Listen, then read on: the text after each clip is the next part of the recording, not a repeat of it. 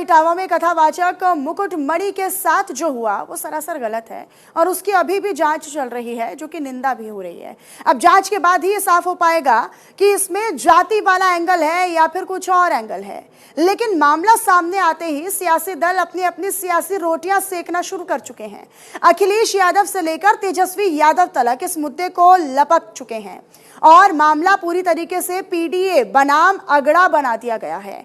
ऐसा आखिर क्यों हो रहा है, उसे भी समझना बेहद जरूरी है। सबसे पहले आप उत्तर प्रदेश की जातीय समीकरण को समझ लीजिए, तो आसानी से समझ में आ जाएगा कि इस पूरे मामले में जाति का एंगल या जाति वाला एंगल क्यों दिया जा रहा है। तो उत्तर प्रदेश के जातीय समीकरण की अगर हम बात करते हैं तो यहां पर 17 से लेकर 19% स्वर्ण वोटर रहते हैं, जो बीजेपी का कोर वोट बैंक माने जाते हैं। इसमें ब्राह्मण 10% है, राजपूत 5% है, वैश्य 2% है, भूमिहार 2% है और अन्य जातियां भी इसमें शामिल हैं। तो वहीं यूपी में 40% से ज्यादा पिछड़ी जातियों के लोग आते हैं, जिनका झुकाव जिस तरह होता है उसकी जीत तय मानी ली जाती है। यानी कि जो निर्णायक भूमिका है वो यही देखने को मिलती है। पिछले 2 चुनाव की बात करें तो बड़ी संख्या में पिछड़ी जातियों ने बीजेपी के पक्ष में वोट दिया था, जिसकी वजह से बीजेपी इतनी बड़ी जीत दर्ज करवा पाई और इतनी बड़ी पार्टी बनकर आई। लेकिन 2024 में अखिलेश यादव का पीडीए फॉर्मूला काम कर गया और उत्तर प्रदेश में, यूपी में, सबसे बड़े सूबे में 2024 के लोकसभा चुनाव में 37 सीटें जीत बीजेपी को पूरी तरीके से पछाड़ ही दिया। अब अखिलेश यादव को यह लगता है कि इसी के सहारे 2027 के विधानसभा चुनाव में भी वो चमत्कार करने में कामयाब रहेंगे।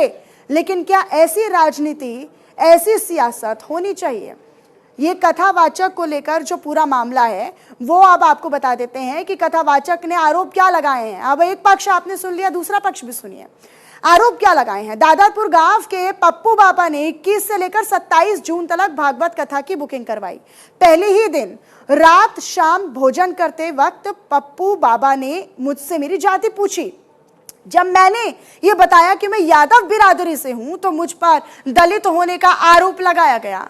उन्होंने कहा कि ब्राह्मणों के गांव में भागवत पाठ करने की हिम्मत कैसे की। इसके बाद 50 अज्ञात लोगों ने मुझे लात घूसे मारे, चप्पलों से पीटा, जूतों से पीटा। गांव वालों के सामने चोटी काट दी गई और यही नहीं बल्कि मेरा पूरा सिर मुंडवा दिया गया। ये आरोप है कथावाचक के। एक महिला के पैर पर नाक रगड़वाई गई, हमारे साथियों के साथ भी मारपीट की गई और उनका भी सिर मुंडवा दिया गया। निश्चित तौर पर ये जो सामाजिक दुर्व्यवहार है इसकी कड़ी निंदा की जा रही है। इसको लेकर भी अब जांच का विषय जो है वो बना हुआ है। लेकिन अब आपको बता देते हैं कि जिन्होंने आरोप लगाया है कथावाचक मुकुटमणि, वो है कौन, ये जान लेने बस जरूरी है।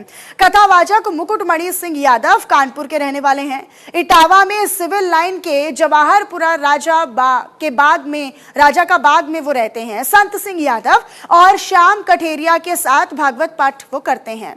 निश्चित तौर पर ये कौन है, कहां से आते हैं, क्या इनका पेशा है, ये हमने आपको बता दिया है। देखिए, छेड़छाड़ का आरोप इन पर लगा है। अब जाति विवाद में नया ट्विस्ट आ गया है। सबसे पहले अब ये जो वीडियो वायरल हुआ है इसको लेकर अब लगातार जो राजनीति है वो तेज हो रही है। लखनऊ से मेरे साथ मेरे सहयोगी अमितेश श्रीवास्तव लाइव जुड़े हुए हैं इस पर अधिक जानकारी और अपडेट के साथ। अमितेश, अब इसको लेकर लोगों को हिरासत में भी लिया गया था। अब इनसे जब पूछताछ हो रही है, कथावाचक को भी पुलिस ने FIR दर्ज की थी, इनसे भी पूछताछ की जा रही है। अभी और क्या चीजें निकलकर सामने आई हैं इस पूरे मामले पर, क्या कहना है कथावाचक का? देखिए, जो पूरा अभी भी जो इलाका है वहां पे तनाव बना हुआ है। हालांकि पुलिस का साफ तौर पे कहना है कि इस पूरे मसले पर जो दोषी हैं उनके खिलाफ सख्त कार्रवाई की जा रही है। जो लोग इस पूरे मामले में लोगों को भड़काने का काम कर रहे हैं उन पर भी जो पुलिस का शिकंजा है वो कस रहा है। उसके साथ ही आसपास के इलाकों में सोशल मीडिया पर भी कड़ी निगरानी रखी जा रही है, ये पुलिस का दावा है। दूसरी तरफ एक तस्वीर देखने को मिल रही है कि पूरे प्रकरण में जो सियासत है वो तेज हो गई है और मुझे लगता है कि 2025 में होने वाले बिहार विधानसभा चुनाव और 2027 में होने वाले यूपी में विधानसभा चुनाव को लेकर भी अब ये पूरा जो प्रकरण है वो सियासी रंग लेता हुआ नजर आ रहा है।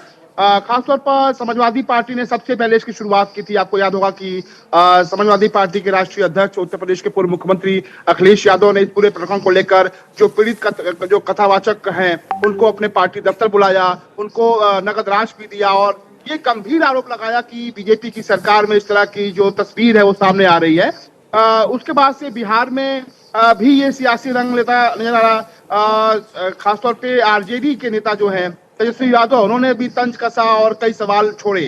तो कुल मिलाकर आप कह सकते हैं कि 2025 और 27 की जो लड़ाई है वो कहीं ना कहीं इसके इर्द गिर्द घूमती हुई नजर आ रही है। हालांकि उससे एक इधर तस्वीर और भी देखने को मिल रही है। अभी संतोष पांडे हैं, समाजवादी पार्टी के नेता हैं, ब्राह्मण समाज से आते हैं, उनके यहाँ अखिलेश यादव पहुंच रहे हैं और ये कहा जा रहा है कि जिस तरीके से अभी यादव बनाम ब्राह्मण का ये पूरा मसला हुआ है, उसको डैमेज कंट्रोल करने की भी कोशिश समाजवादी पार्टी के राष्ट्रीय अध्यक्ष अखिलेश यादव की तरफ से हो रही है। तो आप कह सकती हैं कि इटावा से शुरू हुआ ये घटनाक्रम पूरे देश में सियासी जो जंग है उसका अखाड़ा बनता हुआ नजर आ रहा है और जो पॉलिटिकल पार्टियां हैं उनको लगता है कि देखिए ये एक बड़ा मुद्दा है और इस मुद्दे पर खासतौर पर सियासी जो रोटियां हैं वो सेकी जा सकती हैं। हालांकि संजय निषाद यूपी सरकार के कैबिनेट मंत्री हैं, वो भी इस पूरे प्रकरण पे प्रदेश सरकार से खासा नाराज नजर आए। उन्होंने सख्त तौर पे कहा कि जो दोषी है उन पे सख्त कार्रवाई होनी चाहिए और एक सलाह भी उन्होंने दी है, खासतौर पे बीजेपी को भी दी है और समाजवादी पार्टी को भी दी है कि इस तरह के मुद्दों पर इस तरह की जातीय लड़ाई नहीं होनी चाहिए और जो आने वाले दिनों में अगर इस तरह की सियासत होती है तो देश के लिए बिल्कुल अमितेश। और देखिए जो कथावाचक के साथ हुआ वो शायद उसे अब आने वाली जिंदगी तक या पूरे भविष्य में भूल ना पाए, क्योंकि एक सामाजिक प्रताड़ना उन्हें झेलनी पड़ी और जिसके साथ होता है वो बेहतर उस चीज को महसूस कर पाएगा। लेकिन इसके लिए संवेदना देना या उनका ढांढस बंधाना या उनके लिए कुछ बोलना, इससे इतर अखिलेश यादव हो या तेजस्वी यादव हो, अब हर कोई बिहार से यूपी तक या यूपी से बिहार तक अपना वोट बैंक देख रहा है।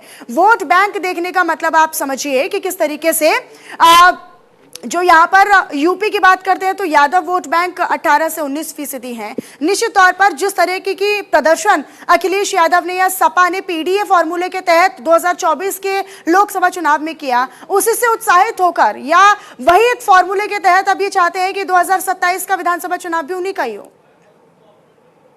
देखिए मनीषा, बिल्कुल ठीक कहा आपने।